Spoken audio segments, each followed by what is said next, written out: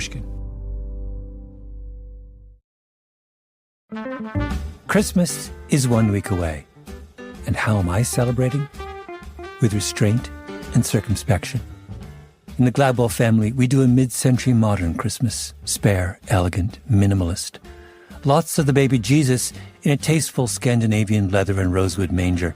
No Santa, no reindeer, no elves. Not so for my colleague, Ben Nadaf Haffrey. The Gladwells impose a dollar limit on gifts. Like price controls in some socialist state, the Nadaf Haffreys spend months thinking of what to get one another. The Gladwells buy a tree at the last moment and would be happier if we could just move the whole operation outside around the Douglas pine in the backyard. Ben's family has a tree, a little model village covered in snow, and his father's vintage electric train set, plus a little metal tree with ornaments that's up year-round. So when I told Ben that I had never watched It's a Wonderful Life, he was stunned. Then he reached out to me, as the Good Samaritan did to the traveler lying bereft by the side of the road. How could this be? He asked me gently. Because, as you can imagine, for the Nadaf Haffreys, It's a Wonderful Life is a sacred text. Then Ben told me another story about what, in his mind, is an even more important Christmas tale. A story that he regards as the apotheosis of all Christmas movies. A story not in a film, but of the making of a film. Welcome to Revisionist History. I'm Malcolm Gladwell. Today on our show, Ben Nadaf Haffrey relays, for the very first time in history, the truly screwy story of the making of the oddest Christmas film of all time. Trust me, you have never heard this story before, ever. Nor have you ever seen the movie in question, unless you're a member of the extended Nadaf Haffrey clan or were recently incarcerated in a state that limits prisoner streaming access to obscure television movies of the 1990s. But when you listen to what follows, you're going to ask yourself the same question I asked myself when Ben first told me this story. How did I miss this?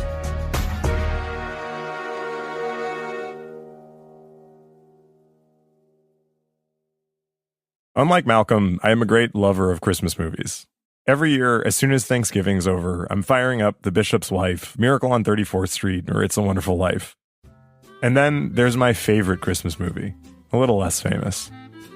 The 1945 romantic comedy, Christmas in Connecticut. I've watched it pretty much every year since I was little. Barbara Stanwyck plays a magazine columnist who's famous for entertaining on her grand Connecticut farm.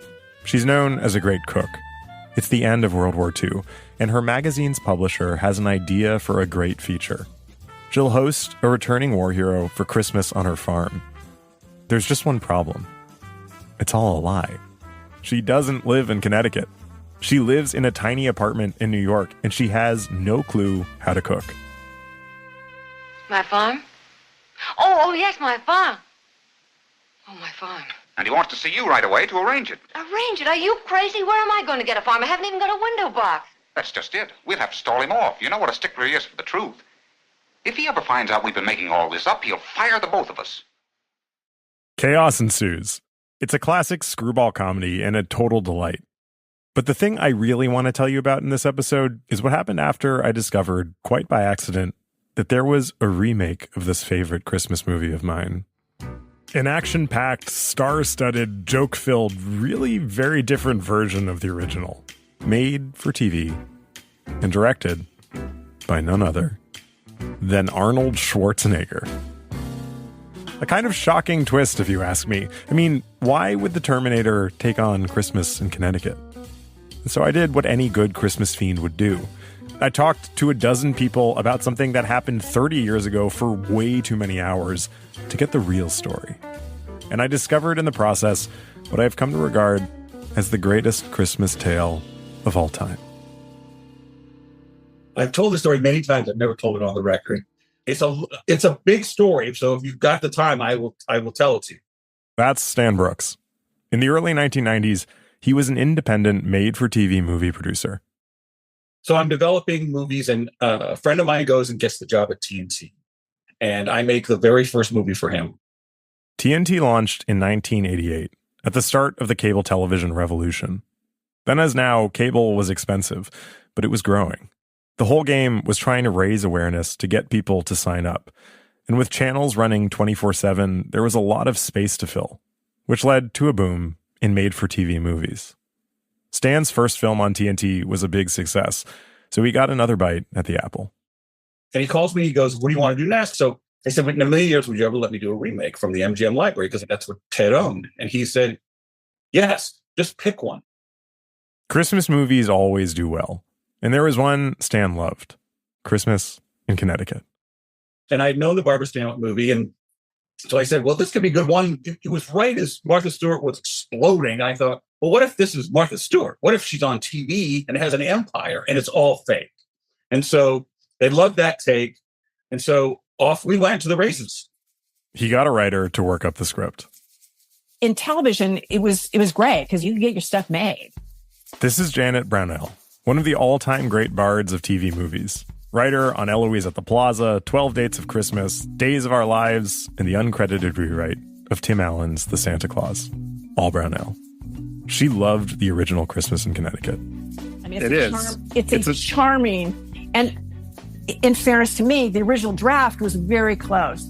Janet wrote a draft of the script for Stan's remake. And we turn it in, and they go, this is good. This is good. We need a Christmas movie. And so now I have a nice little Christmas programmer and nothing more. It's the middle of 1991.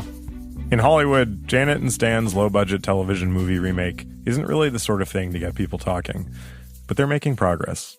He's got the old-school movie star Diane Cannon cast in the lead as the Martha Stewart character, and an offer out to a director. And then one day, his phone rings.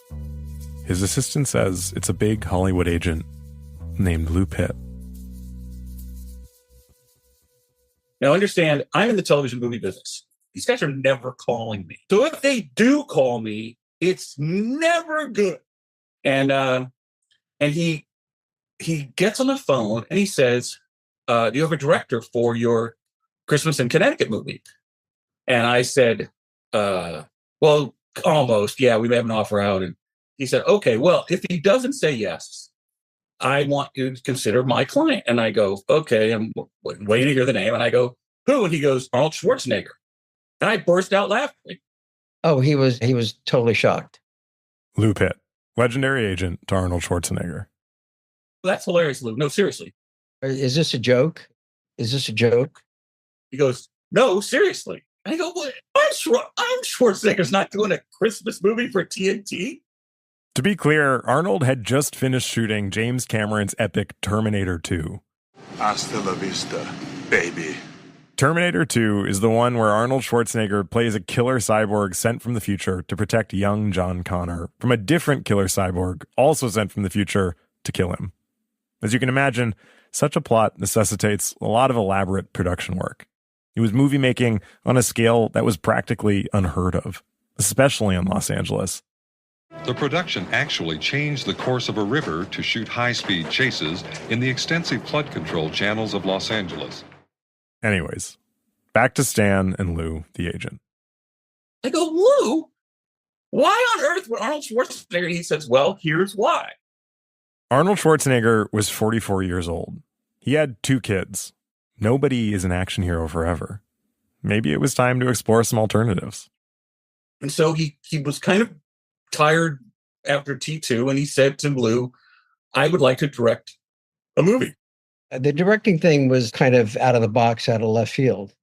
And they said, well, okay, we'll put together a big feature act. He goes, no. I want low risk. If I do a terrible job, I don't want anyone to be upset. I don't want a big budget. And I want it to be family friendly because I don't want anything to be controversial. Nothing. I just want something very simple. And the only one that fit the bill was Christmas in Connecticut. So I said, okay, I'll call you if this guy passes. And I hang up the phone, and of course my heart's jumping out of my. I go, what? And I said, yeah, I'm serious. I read it. I think he'd like it. So get me an offer. Stan gets the green light from the executives at TNT. There's some negotiating, and they offer Schwarzenegger $100,000. And then one night, Stan's phone rings. I pick it up, and I hear, Stan Brooks, yes, please hold for Arnold Schwarzenegger. And now, seriously, I can see my heart beating. And he goes, hello. I go, Arnold, are you the guy with this Christmas script? I said, yes. He says, it's fantastic. I'd love to direct it. I go, okay. He goes, but I have to shoot in Los Angeles and I have to do it in these days. And he goes, and I have some notes on the script. I go, okay. Can you be here in an hour? And I go, no.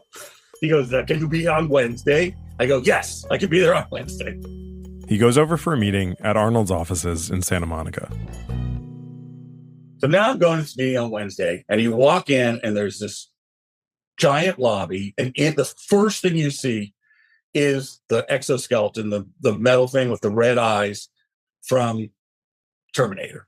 So there's no doubt, I mean, the posters are up on the wall, but there's no doubt when you walk in and you see this 7-foot thing, you go, oh, crap. I know where I am. My heart's beating. And I go in, and he's in his office, which is massive. I mean, it's like, size of a football field. And he's on one, you walk in on this end, and he's on the other end. So you got to walk past all the, the props and stuff. And then he's at a big, huge desk with a big, giant chair.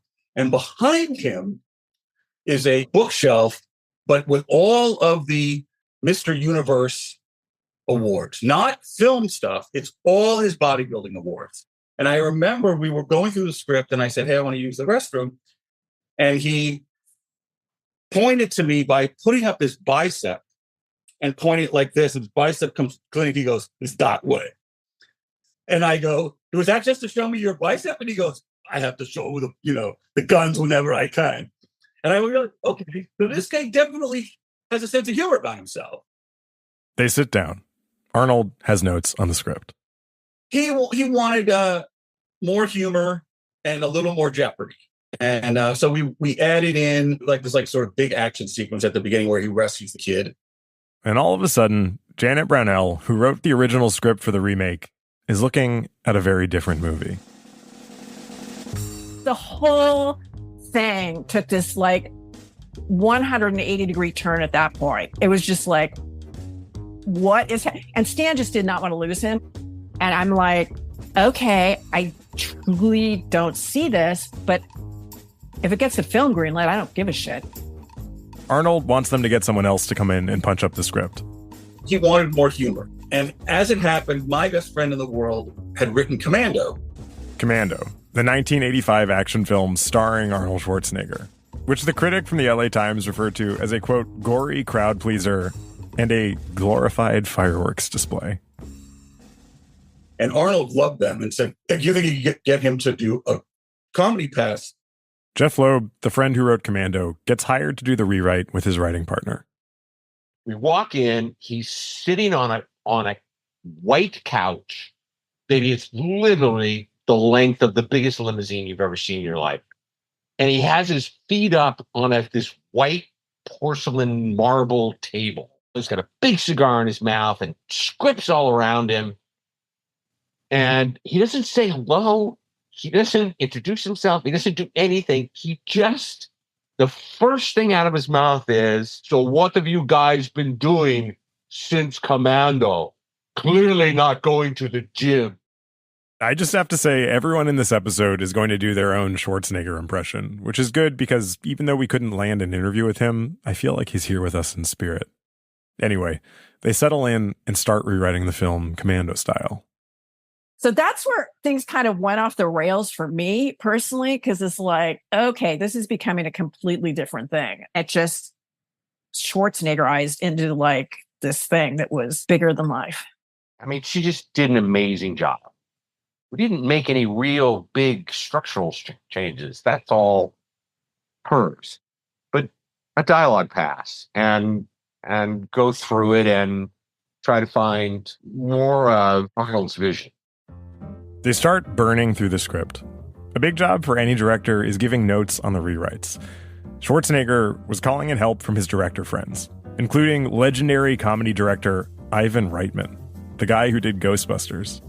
Everyone was working to realize Arnold's vision. Now you have to understand that on Commando, he would do this all the time. He would go, I have a great idea. Listen, this is what I want to do. When the guy comes at me, I want to throw a buzzsaw at him and it chops off his arm. And then I'm going to pick up his arm and punch him in his face with his own arm. And we would go, well, we like the buzzsaw part. Can we just do the buzzsaw part? So, like, our job is not to go, maybe that's not going to work. Our job is to make it work. And it doesn't help that the next day he would say, okay, we're doing really well. We're really getting there. It's really coming to where I want it to be. So I gave it to Steven. And Steven talked to me last night. And he says, I have to really be careful about it. And this is what I want you to do. And again, I'm like, is Steven the guy at the gym? Is Steven... Who is Steven? And then suddenly as you go, as he starts to sort of talk more, you go, he's talking about Steven Spielberg. This was beginning to look like a train nobody would step in front of. Back at TNT, the executives had a dim sense of what was going on. It's not how it's done now. Laurie Posmantier, one of the TNT executives. Whether you're famous or not as a director, that doesn't happen, to let somebody go and change things as much as we're changed. Meanwhile, they've cast the rest of the film. Joining Diane Cannon would be Hollywood screwball legend Tony Curtis, probably best known for playing opposite Marilyn Monroe in Some Like It Hot. Along with him would be ex-country music star Chris Christopherson. Here's TNT's senior vice president of production at the time, Nick Lombardo.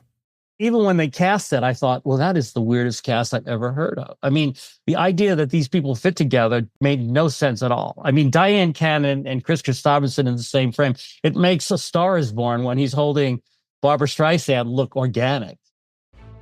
So armed with one of the all-time weirdest, most stacked casts in the history of film, a comparatively small budget of $3 million, a slot on an upstart cable network, and a script based on a 1940s screwball comedy that's been punched up by two of the writers behind a big 80s blockbuster.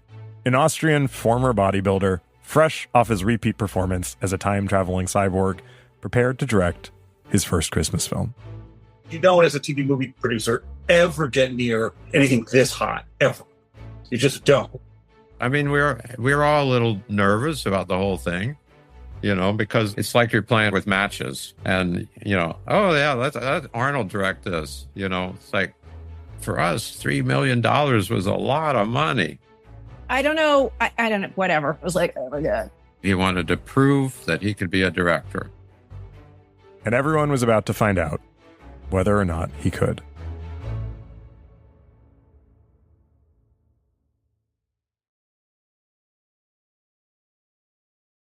Christmas in Connecticut, the remake, began filming about 2 months before Christmas in Los Angeles.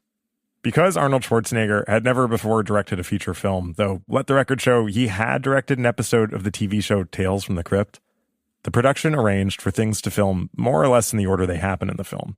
There's a lot less to keep track of continuity-wise that way. But this also posed a problem. One of the anxieties of adapting a great work of art is figuring out how to make it your own. The 1992 made-for-TV remake of Christmas in Connecticut does this immediately by introducing its male lead, a park ranger named Jefferson Jones, mid-workout routine in his mountain cabin. If you're looking for signs that this is not your grandmother's Christmas in Connecticut, the sight of Chris Christopherson as Jefferson Jones sweating after busting out some chin-ups on a beam in his cabin is your first warning. A man on the television offers some brisk exposition while he cools down. In the last hour, experts predict this should be the biggest storm to hit the Rockies in the last decade. More than 4 feet of snow is anticipated to blanket the area in the next 48 hours. The phone rings. Another ranger is calling to tell Jones a kid has gotten lost in the blizzard. He has to go out and find him. This is the fabled action sequence Schwarzenegger had requested. They shot the blizzard on a soundstage. It's the moment Jefferson Jones becomes a hero, which is why he gets invited to be a guest of Elizabeth Blaine's for her Christmas special in Connecticut. It's got to look epic. It's got to have that Arnold Schwarzenegger feeling. Unfortunately, Terminator, this is not. Here's Jim Wilberger, director of production. There's a scene where Christopherson, suddenly has rescued the kid, and you see him roll down this little hill of snow, which was shot on stage. And trying to make more of more of it because there wasn't that much set for that little hill. And, and then suddenly you see all the people rush in to rescue. I mean, this was just not good blocking. and that's just an experience. Schwarzenegger wanted Jeopardy, but this kind of looks like a snowball fight gone awry. Jones stumbles over a very small hill holding a child that looks like it might be a mannequin. He's groaning and yelling, but his lips aren't moving. So, tough start. Luckily, though, a lot of the film is set inside Elizabeth Blaine's fake Connecticut house, where she's shooting a Christmas special in celebration of Jones. The bulk of production happened there, so the whole crew set up at a house in South Pasadena for the real work. This introduced Arnold to the second problem of directing: actor ego management and the issue of his trailer. Arnold's trailer was like a house on wheels. It was literally like you'd look at it from the outside and you'd say, wow, that's got all kinds of pop outs and the roof went up and everything. But when you got inside, it was literally like you had just walked into like the Greystone Mansion.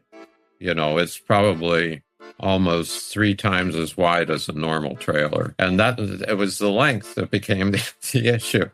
Diane comes in and she says, "Why is Arnold's trailer bigger than my trailer? Nobody's supposed to have a bigger trailer than me." Diane Cannon was the star of the film, but she was maybe realizing that this production was all about the director. Schwarzenegger, though, was dealing with other problems. Namely, he had chosen one of the hardest genres for his first major directing foray. Screwball comedy is like dancing on the head of a pin. It thrives on chaos, but it has to be a kind of controlled chaos. With his big personality cast, low budget, short timeline, and hastily rewritten script, Schwarzenegger had an excess of chaos and a minimum of control. I mean, you have one somewhat disgruntled actress portraying fake Martha Stewart, and another who's a macho park ranger, but who for no apparent reason relays this backstory partway through the movie. Actually, before I moved to Colorado, I lived in Chicago. I grew up there. Taught comparative literature at the university for 10 years. Really? I got offered tenure and head of the department, and it's what I thought I wanted. But it meant being caged in by concrete and crowds for the rest of my life. This is, I'm pretty sure, the only time in the entire film Jefferson Jones is passed as chair of the University of Chicago's comparative literature department is mentioned. And I love Chris Christopherson, but most of the rest of his performance veers between stiff and oddly sexually charged. When he starts smearing the pine sap on her neck.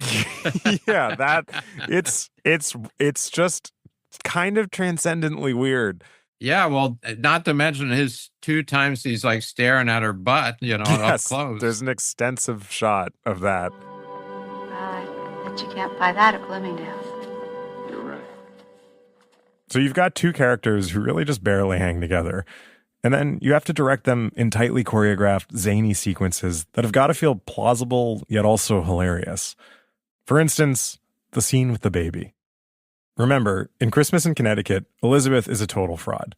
She doesn't know how to cook. It's not even her house in Connecticut. And she's got this fake staged family with her, including a fake baby. She had to keep up appearances for the sake of her column. In the original film, there's a lovely scene where she and Jefferson Jones give her fake baby a bath. She, a supposed domestic goddess, is meant to bathe her child, which she suspiciously has no clue how to do.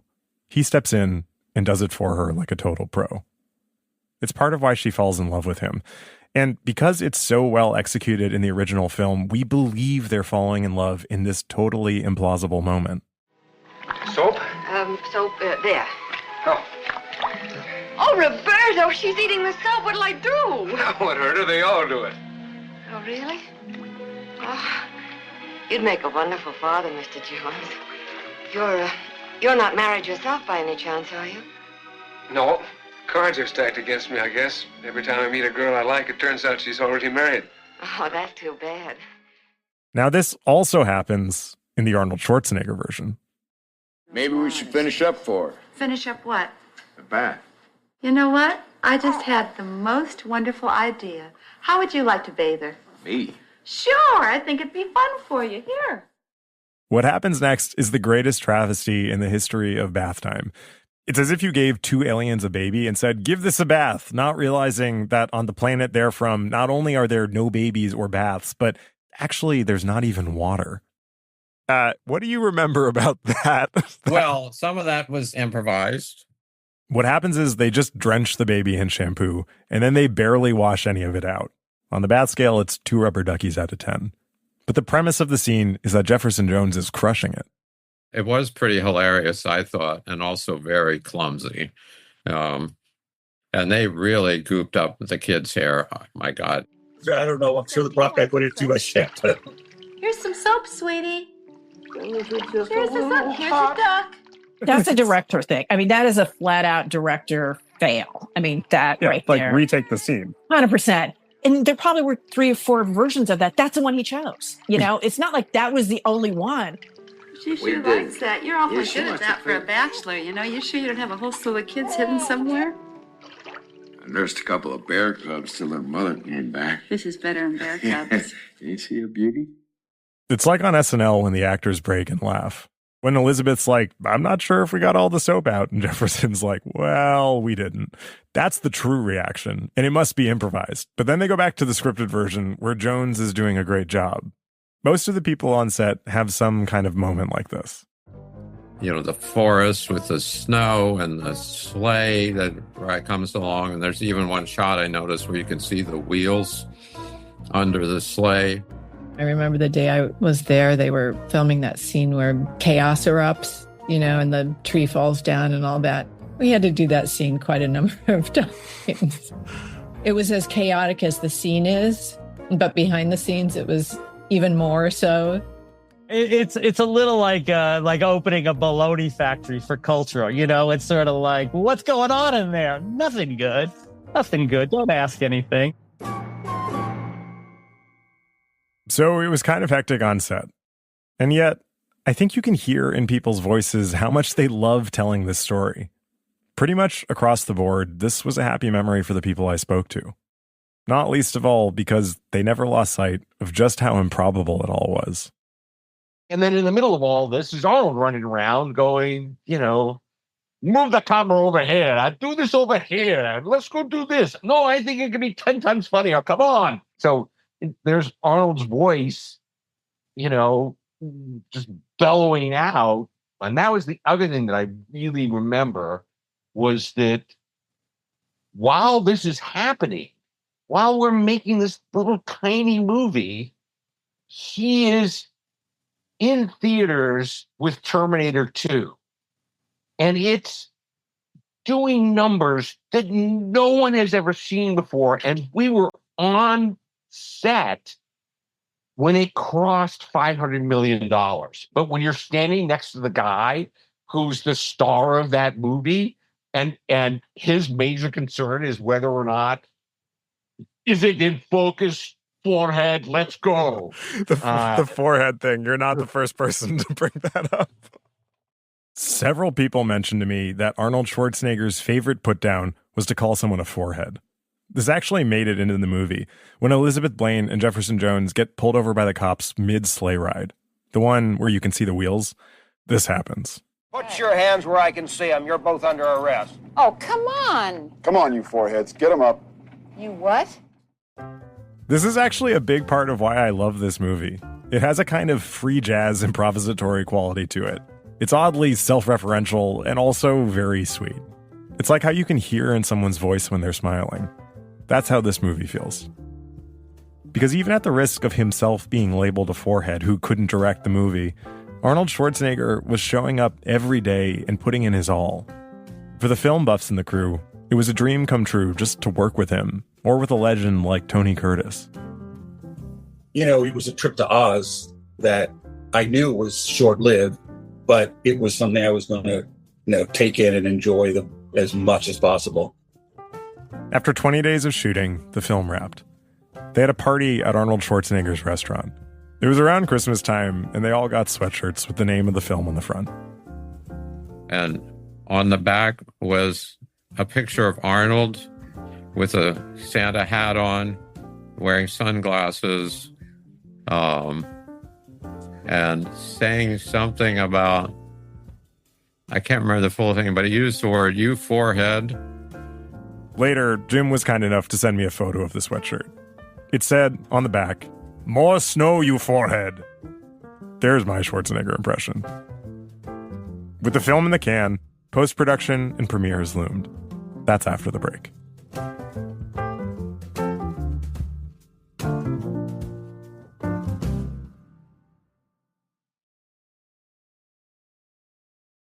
Before we get to the premiere of Arnold Schwarzenegger's 1992 Christmas in Connecticut remake, I want to tell you about something that happened earlier this year. Thank you all for coming. Thank you, Mitch, for coming down from Detroit. Thanks for having me here. Malcolm interviewed Mitch Albom live on stage at the 92nd Street Y. Albom is the best-selling author of some ungodly number of books, but he's probably most famous for Tuesdays with Morrie. He and Malcolm were there to talk about his new novel about the Holocaust, The Little Liar. They were warming up with some Mitch backstory about his time as a musician in New York. I tried the whole starving musician thing, and I played in all the clubs around here on Monday nights. I was backstage at this event, peering out. I hadn't read Mitch's book. I was up to something else. Wait, we should probably do this before we get too far afield. On the music thing, if you've been talking so much, you will note that behind you, there is a Korg. At this point, the audience of people who had come that night to hear the author of Tuesdays with Morrie discuss the Holocaust noticed the electric piano behind him. And we have a request that you play one of your most famous compositions, which you know what I'm talking about. I'm talking about Cooking for Two, from the legendary Arnold Schwarzenegger 1992 made-for-TV movie Christmas in Connecticut. Yeah. Can you see the recognition in the crowd? Yes, it was my keyboard, and yes, I had planted it there. Mitch, no, this, for some reason, I have no idea, my colleague Ben is obsessed with this and really wanted us to do this, and I thought, how great would it be for you to sing one of our songs? Just to give us a little taste. Well, I have to tell you the story of the song. Tell a story. Okay, so after I got out of the music business, I had a college roommate who went into the movie business. That would be Stanley M. Brooks, executive producer of Christmas in Connecticut. Stan and Mitch were roommates at Brandeis. And he knew that I was a musician, and he was making a movie with Arnold Schwarzenegger as a producer, and Schwarzenegger was the director of Christmas in Connecticut, the remake. Sounds about as good as it was, I think. And they needed it's a song because she played Diane Cannon played the lead, and she was a cook on TV or whatever. Yeah. So the song had to be about food, and they wanted to use Harry Connick's Recipe for Love or something like that, but they couldn't afford it. Yeah. So Stan calls me and says, we need a song that's kind of upbeat about food for Arnold Schwarzenegger's movie. Can you do it? You know, I said, well, when do you need it by? Thursday, you know. It was Tuesday, you know. So I just went and wrote a little song, and my wife is a singer, a fantastic singer. And I said, honey, can you sing this song because we don't have time to go find anybody else? And he listened to it and he said, I like the one with the girl. And that's how the song was chosen. Yeah, yeah. I want you to play it. I really think you should. So it went, now remember, it had to be about food. Food. So it went,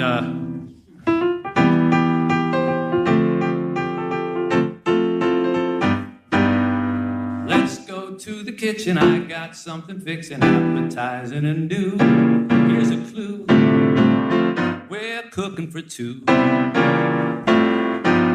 They're inside the oven, something warm and loving. Friends would laugh if they knew that it's true. We're cooking for two. Here's the bridge. I was a soup for one girl, leftovers every night. Oh, but once I tasted your kisses, I was dining by candlelight. Here's a recipe for all the world to see. We take some me and some you, let it stew. We're cooking for two. I love you. Ba, ba, ba, ba. We're cooking for two. Ba, ba, ba, ba, ba, ba, ba, ba, ba, ba, ba.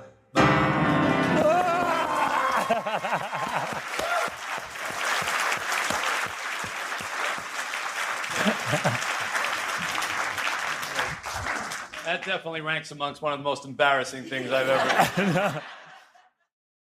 They planned to play it over the credits.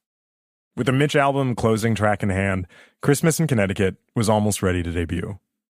Most made-for-TV movies you just put out on television, but not this one. First of all, TV movies don't have screenings. If we have a screening, it's like 10 people and, you rent a screening room somewhere. Like, this was the big theater at the DGA, which holds, 1,000 people, massive screen. And there's a huge red carpet and a press line. We had 2 theaters going, and they were filled. When I tell you that there's never been a television movie before or since that had a press line, and he's walking down, working the press, and the TNT publicity person, this is Stan Brooks, executive producer. Arnold! According to Stan, Ivan Reitman and James Cameron were there, along with a whole slew of Hollywood royalty. The screening was in LA. It was a media sensation. Watch out, Hollywood. There's a new director in town, and he's used to making a big impact. That is, in front of the camera. When you act and you see such talented directors as I've worked with, it inspires you. Janet Brownell, the screenwriter, was not having such a good night. I remember sitting at the screening with my agent, and I was like crying. I was like, oh my God. Why were you crying? Because it's like, it's so bad and my name is on this. My agent was very fast to get me a drink at that point. I just remember outside, there was kind of a Christmas themed sort of party and just like, I need to get out of here. But there was no putting the genie back in the bottle.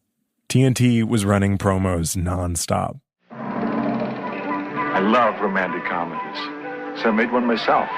Christmas in Connecticut. It's a romantic comedy. With all the trimmings. What in the world could possibly go wrong? Christmas in Connecticut, directed by Arnold Schwarzenegger. You have a problem with that? A TNT exclusive premiere, Monday, April 13th. I don't know if you caught that, but the film came out in April, 1 week before Easter. As one review put it, quote, "Don't ask me why a Christmas movie is premiering in April." As his then wife, Maria Shriver, reflected, he just does. He's a big one on don't think about it or talk about it, do it. And then he goes, I think we want to screen it again. That was too much fun. I go, okay. I go, I'll see if I can organize. He goes, no, I want to screen it in Washington with my friend Jack Valenti. So now we all fly to Washington. And it was a who's who of Washington. And it was senators and members of the cabinet. It was a seated dinner. And I remember my wife and I sit down. We've been working the room, so we sit last at our table. And the guy next to me has got like a dress uniform on. And I say, hey, Stan Brooks, I'm the producer. And he goes, hey, Oliver North. Oliver North of Iran-Contra fame. The film was a big hit in the Beltway. Suffice it to say, this made-for-television Christmas movie had an unusually big reception, but it also didn't really do much to establish Arnold Schwarzenegger as a director. The reviews were mixed. Well, I'm looking on IMDb right now. It's like the rating is 4.8 out of 10. And they're not far off. Nobody had any, oh my God, we're making It's a Wonderful Life. I realize I've had a lot of fun with this movie. And gun to my head, do I think it's good? No. But do I love it? Obviously, yes. Because it's so totally weird and overcommitted to its bit that it has a kind of joyfulness to it that honestly gets me in the Christmas spirit. And at its core, like the best Christmas films, the story behind the movie is a story of love and friendship between Arnold Schwarzenegger and Stan Brooks. Two men brought together by a love of making movies. After the film, Stan and Arnold stayed in touch. Stan even moved into Arnold Schwarzenegger's office building. Their kids played football together. And even though they never made another movie together, their collaboration had one more act. Almost 10 years to the day from when Christmas in Connecticut began shooting, Arnold Schwarzenegger became the governor of California. At the time, there was a lot of hand-wringing over an issue called runaway production. Lots of states had started offering tax breaks to lure films into shooting somewhere other than California. It had become a real problem for Hollywood as an industry town. And this was one of the crises Schwarzenegger would have to face in his new role as governor. Now, the way people talked about his becoming governor was the same way they talked about his becoming a director. So it only makes sense that he wanted Stan Brooks in his administration. So when he became governor, he was in about a year, and he called me and he said, how would you like to be on the film commission? And I said, well, that's a dumb idea. He goes, why? I said, well, because I don't shoot movies in California. I said, I'm like the worst person you could put on the film commission because I take my movies out of state. And he goes, no, that's why we want you, because we want to try and pass the tax credit.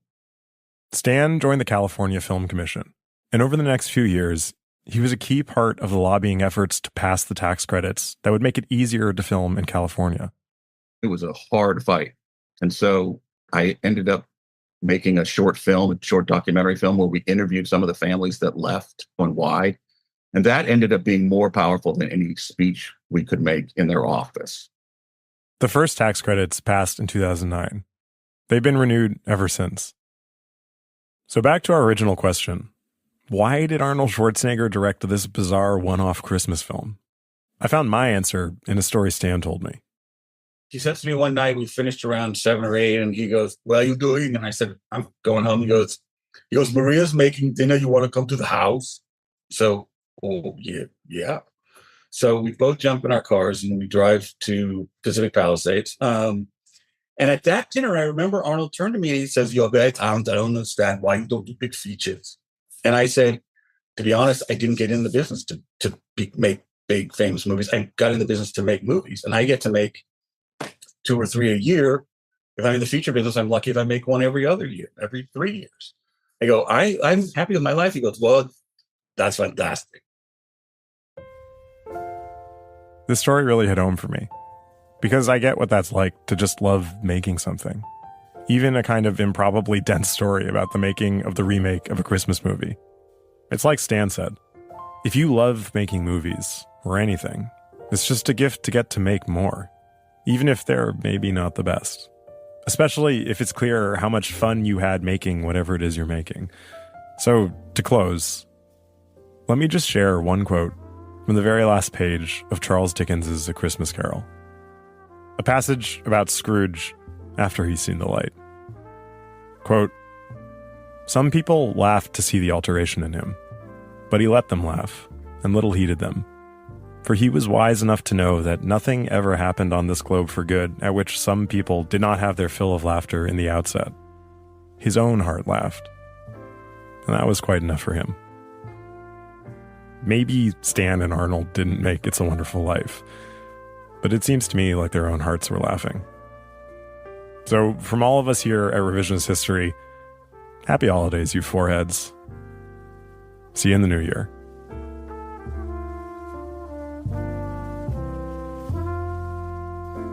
Revisionist History is produced by me, Ben Nadif-Hafrey, and Lucy Sullivan, with Nina Bird-Lawrence.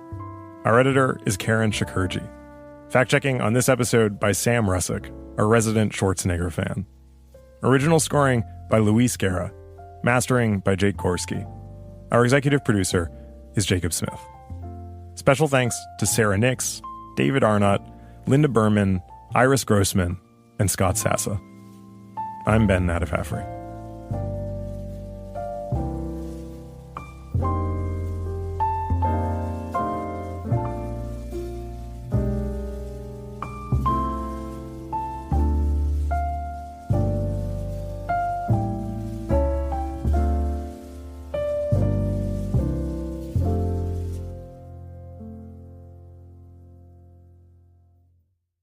Three, 2, 1. We wish you a Merry Christmas. We wish you a Merry Christmas. We wish you a Merry Christmas. Happy New Year. Dreadful. Absolutely. That was the worst. I couldn't What's do the it. matter Makes with you this really guys? hard.